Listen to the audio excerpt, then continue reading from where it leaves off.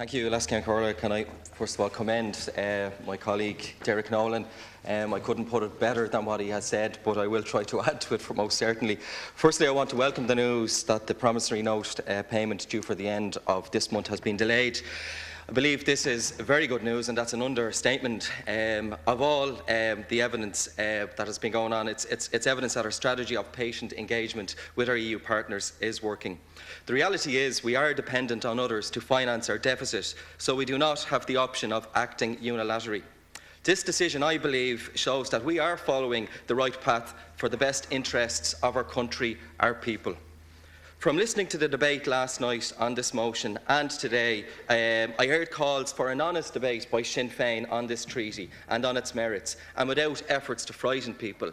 Now, if anybody was to rewind the video of last night's play, we heard calls from Sinn Féin peppered with references to this treaty as an austerity treaty and a blackmail clause. Now, if that isn't frightening people, I don't know what it is.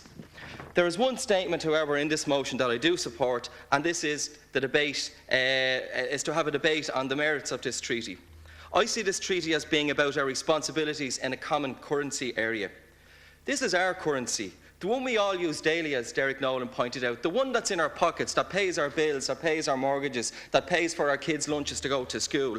It is in our interest that the euro can be depended upon, and speculation about its imminent collapse or breakup is no longer daily headline news. This is what the treaty is about. This is as important for the personal finances of the people watching in at home today as it is for those who make investment decisions based on the future stability of a currency. And we should all remember that on all sides of the House. In relation to the motion's point on access to the ESM funds, our objective should be to avoid ever needing a bailout in the future. And that means following policies that allow for growth, and that is the intention of this government. However, if we should need it, through no fault of our own, it seems a no-brainer to have access to the ESM money. Let's look at the future options that would be available for us, to us based on our current situation. We are in a funding programme of loans from the Troika, which includes our European partners. If we didn't have access to them, we would be at the mercy of markets that are extremely hostile to countries with large deficits and growing debt like Ireland. And we should remember this lesson as we still have a funding requirement beyond the years of the Troika programme. Sinn Féin are saying that if we reject the terms and conditions applied, then we should still be allowed to access ESM money or use the veto to remove the clause. The option to use the veto in a situation where 12 nations are likely to have ratified it and is in effect, I believe, the wrong call. The rules of the treaty are set down already in the revised Stability and Growth Pact of 2011 through the Golden Rule. The deficit rule is made explicit and is now enforceable. So the reality is that Ireland has to follow those rules anyway, so we should take the option of accessing the ESM funds. And let us remember, we are in a common currency. We have shared interests, and playing a poor hand when these rules are already in effect is not the answer to our problems. Stability and growth are the answers, and they are our priorities. We have and will continue to plan for growth, but we cannot make assumptions about our future. Nobody here has a crystal ball, so it is important that we keep our options opened.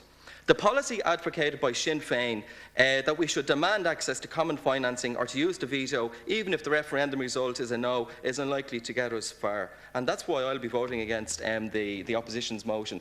But I read that really fast, Cian Corral, because I want to say a couple of things just in the time that I've left. Can I say, I stood for election here because of the state of our country. I gave up a job that I absolutely love to come in here. And as anybody who's a politician knows what it's like to be a politician, your daily job involves hearing a lot of things and usually pointing the finger at you for the blame of everything.